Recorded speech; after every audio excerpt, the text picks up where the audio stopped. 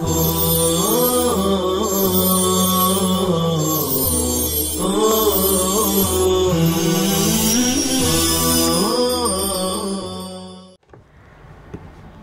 اللہ الرحمن الرحیم۔ السلام علیکم ورحمۃ اللہ وبرکاتہ۔ عزیز طلباء کرام، گزشتہ سورہ ممتحنہ کا ہم نے اختتام کیا اور اب یہاں سے سورہ صف کا آغاز کرنے جا رہے ہیں۔ سورہ صف میں زیادہ تر تقدیس اور تمجید کے بیانات ہیں، مضامین ہیں، اور پھر یہ تنبیہ کہ مسلمان کو گفتار کا غازی نہیں ہونا چاہیے بلکہ کردار کا غازی بننا چاہیے، اور یہ تنبیہ شان نزول کے اعتبار سے ہے۔ شان نزول ہم مختصراً آپ کو بتاتے ہیں۔ حضرت عبداللہ بن سلام رضی اللہ تعالیٰ عنہ کہتے ہیں کہ صحابہ کی جماعت نے آپس میں مذاکرہ کیا کہ اگر ہمیں معلوم ہو جائے کہ اللہ تعالیٰ کے نزدیک سب سے زیادہ محبوب عمل کون سا ہے تو ہم اس پر عمل کریں گے۔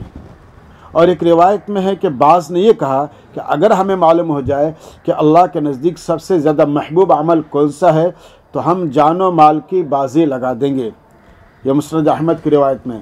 اور یہ بھی ہے کہ ان حضرات نے چاہا کہ کوئی صاحب جا کر نبی صلی اللہ علیہ وسلم سے بات دریافت کریں، مگر کس کی ہمت نہیں ہوئی۔ بس اللہ تعالیٰ نے سورہ صافات نازل فرمائی اور آپ نے سب کو نام بنام بلایا اور ان کی یہ صورت پڑھ کے سنائی۔ اس وقت اس صورت کا نزول ہوا۔ قرآن کریم کی آیات ہیں، سبح للہ ما فی السماوات وما فی الارض وهو العزیز الحکیم۔ اللہ کی پاکی بیان کرتی ہیں وہ چیزیں جو آسمانوں میں ہیں اور جو چیزیں زمین میں ہیں۔ اللہ کی پاکی بیان کرتی ہیں وہ چیزیں جو آسمانوں میں ہیں اور وہ جو زمین میں ہیں، اور وہ زبردست حکمت والا ہے۔ اے ایمان والو، تم ایسی بات کیوں کرتے ہو جو کرتے نہیں؟ تم ایسی بات کیوں کرتے ہو جو کرتے نہیں؟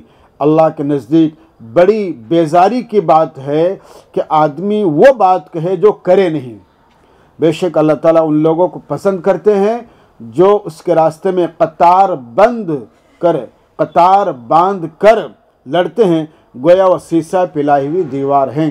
اس لیے انسان کو بچوں عمل اور کردار کا غازی ہونا چاہیے، نہ کہ صرف گفتار کا۔ اور آگے کی آیت اللہ تعالیٰ فرما رہے ہیں، وَإِذْ قَالَ مُوسَىٰ لِقَوْمِهِ يَا قَوْمِ لِمَ تُؤْذُونَنِي وَقَدْ تَعْلَمُونَ أَنِّي رَسُولُ اللَّهِ إِلَيْكُمْ جَمِيعًا، کہ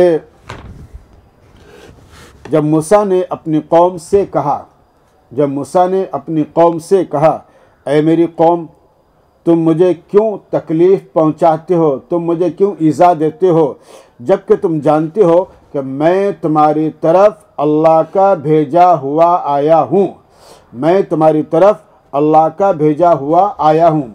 معلوم ہوا کہ حضرت موسیٰ علیہ السلام کی بعثت خاص بنی اسرائیل کے لیے تھی، پر جب وہ ٹیڑھے ہوئے تو اللہ نے ان کے دلوں کو ٹیڑھا کر دیا۔ اس لیے انسان کو اپنی گفتار، اپنی بات اور عمل میں سیدھا رہنا چاہیے۔ اور اللہ تعالیٰ حد اطاعت سے نکل جانے والوں کو راہیاب نہیں کرتے، اور اللہ تعالیٰ حد اطاعت سے نکل جانے والوں کو راہیاب نہیں کرتے، یعنی ایصال الی المطلوب نہیں ہوتا۔ وَإِذْ قَالَ عِيسَى ابْنُ مَرْيَمَ یا بنی اسرائیل، اور جب مریم کے بیٹے عیسیٰ نے کہا کہ اے بنی اسرائیل، میں تمہاری طرف اللہ کا بھیجا ہوا آیا ہوں۔ معلوم ہے کہ عیسیٰ علیہ السلام کی نبوت بھی بنی اسرائیل کے لیے خاص تھی۔ تصدیق کرنے والا ہوں اس تورات کی جو مجھ پر پہلے نازل کی گئی، تصدیق کرنے والا ہوں اس تورات کی جو مجھ سے پہلے نازل کی گئی، کیونکہ آپ کے شریعت موسیٰ علیہ السلام کی شریعت کا تتمہ اور انجیل تورات کا ضمیمہ تھی۔ اور خوشخبری سنانے والا ہوں اس عظیم رسول کی جو میرے بعد آئیں گے، یعنی میرے بعد اب ان کے علاوہ کوئی رسول نہیں آئیں گا، جن کا وصفی نام احمد، یعنی بہت زیادہ اللہ کی تعریف کرنے والا ہے۔ اور اس عالم ذاتی نام میں اشتباہ ہو سکتا ہے، کئی آدمی بچوں کا نام رکھ لیتے ہیں تو کیسے پہچانیں گے؟ تو وصفی نام میں اشتباہ نہیں ہو سکتا، کیونکہ خوبی تو کسی ایک شخص میں پائی جائیں گی، ہر ایک میں نہیں پائی جائیں گی۔ پر جب وہ عظیم المرتبت رسول ان کے پاس واضح دلائل کے ساتھ پہنچے، واضح دلائل سے مراد قرآن کریم ہے، تو انہوں نے کہا کہ کھلا جادو ہے۔ مشرکین کو تو بہرحال اعتراض کرنے اور بات کے نہ ماننے کا بہانہ ہی ہونا چاہیے تھا، اور جادو کہہ دیا۔ قرآن آگے فرماتا ہے وَمَنْ أَظْلَمُ مِمَّنِ افْتَرَى عَلَى اللَّهِ الْكَذِبَ وَهُوَ يُدْعَىٰ إِلَى الْإِسْلَامِ، اور اس شخص سے بڑا ظالم کون ہوگا جو اللہ پر جھوٹ گڑھتا ہے، اور اس شخص سے بڑا ظالم کون ہوگا جو اللہ پر جھوٹ گڑھتا ہے، اور یہ کہتا ہے کہ اس کا مذہب ابدی ہے، اس کی کتاب آخری ہے، درحال کو اسلام کی طرف بلایا جا رہا ہے۔ اسلام چونکہ آفاقی اور دائمی مذہب ہے، اور اللہ ناانصافوں کو راہیاب نہیں کرتے۔ یریدون لیطفئوا نور اللہ بافواہہم، اہل کتاب چاہتے ہیں کہ اللہ کی روشنی کو اپنے پھونکوں سے بجھا دیں، جبکہ اللہ تعالیٰ اپنے نور کو پورا کر کے رہیں گے، خواہ کافر کتنے ہی ناخوش کیوں نہ ہوں۔ تو اس آیت کا تعلق اہل کتاب سے ہے، وہ کافر ہیں کیونکہ وہ توحید کو مانتے ہی نہیں، مگر رسالت محمدی کو نہیں مانتے۔ توحید کو مانتے کسی حد تک، لیکن رسالت محمدی کو نہیں مانتے۔ اور آگے فرماتے ہیں اور اللہ وہ ہیں جنہوں نے اپنے رسول کو ہدایت اور دین حق کے ساتھ بھیجا ہے تاکہ وہ اس کو غالب کر دے سارے ادیان پر۔ غالب کر دے یعنی چڑھ کر بیٹھ جائے، ایسا نہیں، بلکہ اللہ تعالیٰ ہر اسلام کو تمام ادیان پر ہر اعتبار سے غالب کریں گے، اور تمام مذاہب باطلہ ختم ہو جائیں گے، خواہ مشرکین کتنے ہی ناخوش کیوں نہ ہوں، وَلَوْ كَرِهَ الْمُشْرِكُونَ۔ اور آگے اللہ تعالیٰ فرماتے ہیں یا الذین آمنوا هل ادلکم علی تجارت تنجیکم من عذاب علیم، کہ ایمان والو کیا میں تم کو ایسی تجارت بتلاؤں جو تم کو دردناک عذاب سے بچا لے، اور وہ کیا ہے؟